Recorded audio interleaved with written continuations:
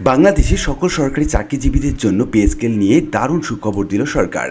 এই সংক্রান্ত একটি প্রতিবেদন দৈনিক ইত্তেফাক পত্রিকা প্রকাশ করে। আপনারা স্ক্রিনে যেটা দেখতে পাচ্ছেন, শিরোনামে বলা হচ্ছে যেমনটি, পে স্কেলের চূড়ান্ত প্রতিবেদনে সচিবদের স্বাক্ষর শেষ হয়েছে এবং কার কত বেতন বাড়ল সেই সংক্রান্ত তথ্য আমরা জানব।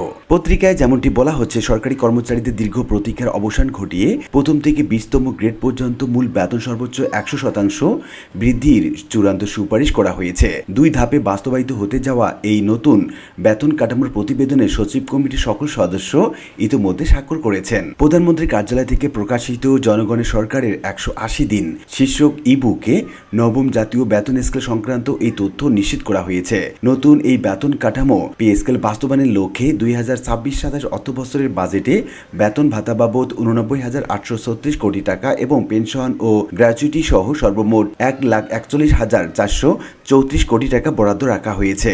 গত জুনে জাতীয় সংসদে বাজেট পেশকালে অর্থমন্ত্রী সরকারি কর্মচারীদের জন্য নতুন এই বেতন কাঠামো 1 জুলাই থেকে কার্যকর করার ঘোষণা দেন। তিনি উল্লেখ করেন, গত 11 বছর ধরে একই কাঠামোতে বেতন পাওয়ায় এবং ক্রমবর্ধমান মূল্যস্ফীতির কারণে জীবনযাত্রার ব্যয় বৃদ্ধি পাওয়ায় এই সিদ্ধান্ত নেওয়া হয়েছে। বাস্তবায়নের কৌশল হিসাবে প্রথম বছর বর্ধিত মূল বেতন এবং দ্বিতীয় বছর থেকে বাড়ি ভাড়া সহ অন্যান্য আনুষঙ্গিক বেতন ভাতা কার্যকর করার পরিকল্পনা করা হয়েছে। এদিকে দৈনিক ইত্তেফাক পত্রিকার আরেকটি প্রতিবেদনে বলা হচ্ছে, নতুন পে স্কেলের চূড়ান্ত ঘোষণা কবে জানালেন অর্থ উপদেষ্টা। পত্রিকায় যেমনটি বলা হচ্ছে, সরকারি চাকরিজীবীদের বহুল প্রতীক্ষিত নতুন বেতন কাঠামো বাস্তবায়নের প্রক্রিয়া চূড়ান্ত পর্যায়ে রয়েছে। এটি কবে থেকে এবং কত ধাপে কার্যকর করা হবে সে বিষয়ে শিগগিরই মন্ত্রিসভার বৈঠকে নীতিগত সিদ্ধান্ত নিয়ে আনুষ্ঠানিক ঘোষণা দেওয়া হবে বলে জানিয়েছেন প্রধানমন্ত্রীর অর্থ এবং পরিকল্পনা বিষয়ক উপদেষ্টা রাশেদ আল মাহমুদ তিতুমির। বৃহস্পতিবার 20 আগস্ট সচিবালয়ে সাংবাদিকদের সঙ্গে আলাপকালে উপদেষ্টা দেশের অর্থনৈতিক বাস্তবতা, নতুন বেতন কাঠামোর অগ্রগতি এবং জ্বালানি খাতের সামগ্রিক পরিকল্পনা তুলে ধরেন। তিনি জানান, বেতন কাঠামো নির্ধারণে সাধারণত 3টি পর্যায়ে কাজ সম্পন্ন হয়। ইতোমধ্যে পে সার্ভিস কমিশন এবং সশস্ত্র বাহিনীর পে কমিটি তাদের সুপারিশ দিয়েছে, যা সচিব কমিটি পর্যালোচনা করে মতামত পাঠিয়েছে। এছাড়া জুডিশিয়াল পে কমিশনের সুপারিশ পর্যালোচনায় গঠিত উচ্চ পর্যায়ের কমিটি তাদের কাজ শুরু করেছে। এই সংক্রান্ত কাজ শেষ হলে পুরো প্রস্তাব মন্ত্রিসভায় উঠবে এবং সেখান থেকে বাস্তবায়নের চূড়ান্ত সময়সীমা এবং পদ্ধতি নির্ধারণ করা হবে। এদিকে দৈনিক ইত্তেফাক পত্রিকার আরেকটি প্রতিবেদনে বলা হচ্ছে, নবম পে স্কেলের চূড়ান্ত প্রতিবেদনে সচিবদের স্বাক্ষর শেষ হলেও আটকে আছে গেজেট। কিন্তু কেন? এই সংক্রান্ত প্রতিবেদনটি আমরা দেখে নিচ্ছি। সরকারি চাকরিজীবীদের বহুল প্রতীক্ষিত নবম জাতীয় পে স্কেলের চূড়ান্ত প্রতিবেদনে সচিব কমিটির সদস্যরা স্বাক্ষর করলেও এর গেজেট প্রকাশ নিয়ে চরম অনিশ্চয়তা দেখা দিয়েছে। গত 1 জুলাই থেকে নতুন এই বেতন কাঠামো কার্যকরের ঘোষণা থাকলেও বাস্তবায়ন পদ্ধতি, কারিগরি জটিলতা এবং সরকারের আর্থিক সক্ষমতা নিয়ে চূড়ান্ত সুরাহা না হওয়ায় চলতি আগস্ট মাসেও গেজেট জারি নিয়ে ধোঁয়াশা তৈরি হয়েছে। নীতি নির্ধারণী পর্যায়ের অনুমোদন এবং সচিবদের স্বাক্ষর সম্পন্ন হলেও মূলত ধাপে ধাপে এই বাস্তবায়নের কারিগরি দিকটিকেই সবচেয়ে বড় চ্যালেঞ্জ হিসাবে দেখা হচ্ছে। বর্তমান সরকারি চাকরিজীবীদের বেতন ভাতা ইএফটি এবং আইবাস প্লাস প্লাস সফটওয়্যারের মাধ্যমে পরিশোধ করা হয়। প্রথম বছর শুধু বর্ধিত মূল বেতন এবং দ্বিতীয় বছর থেকে বাড়ি ভাড়া সহ আনুষঙ্গিক ভাতা চালুর যে নীতিগত সিদ্ধান্ত হয়েছে তা আংশিকভাবে কার্যকর করতে বিদ্যমান সফটওয়্যারে বড় ধরনের পরিবর্তন আনতে হবে। এই কারিগরি জটিলতার কারণেই গেজেট প্রকাশে বিলম্ব হচ্ছে।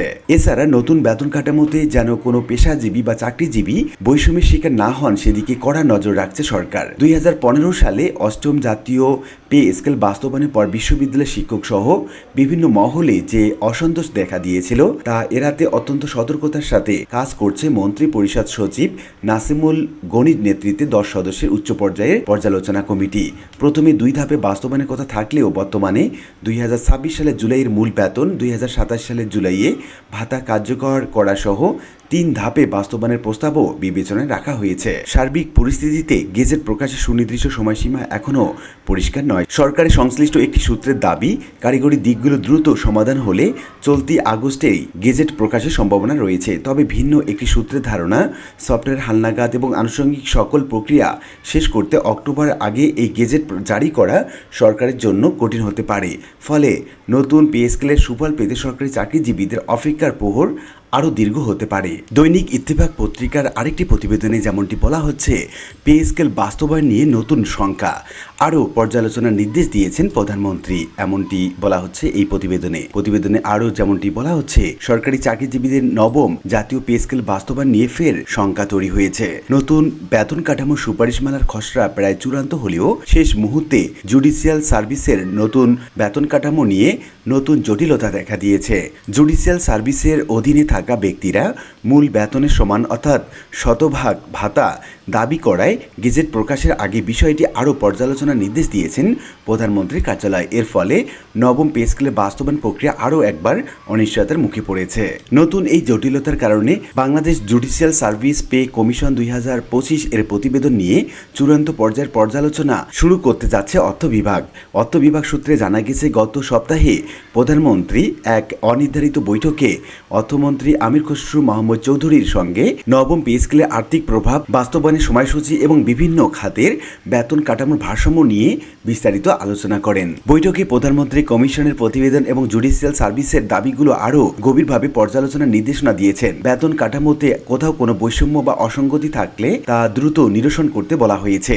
এছাড়া বর্তমান উচ্চ মূল্যস্ফীতি এবং অর্থনৈতিক সংকট এবং সাধারণ মানুষের জীবনযাত্রার ব্যয়ের উপর পে স্কেলের সম্ভাব্য প্রভাব বিবেচনায় নিয়ে এর বাস্তবায়ন আরও কিছুটা পেছানো যায় কিনা সে বিষয়ে চিন্তা করছে সরকার। জুডিশিয়াল সার্ভিসের বেতন কাঠামো পর্যালোচনার জন্য অর্থমন্ত্রী আমির খসরু মাহমুদ চৌধুরীর নেতৃত্বে গঠিত 7 সদস্যের উচ্চ পর্যায়ের কমিটি শিগগিরই বৈঠকে বসবে। এর আগে 12 আগস্ট একটি বৈঠক ডাকা হলেও কমিটির সদস্যদের অনুপস্থিতির কারণে তা অনুষ্ঠিত হয়নি। জানা গেছে, কমিটির প্রথম বৈঠকে জুডিশিয়াল সার্ভিসের পে কমিশনের পূর্ণাঙ্গ প্রতিবেদন এবং এর গুরুত্বপূর্ণ সুপারিশগুলো নিয়ে আলোচনা হবে।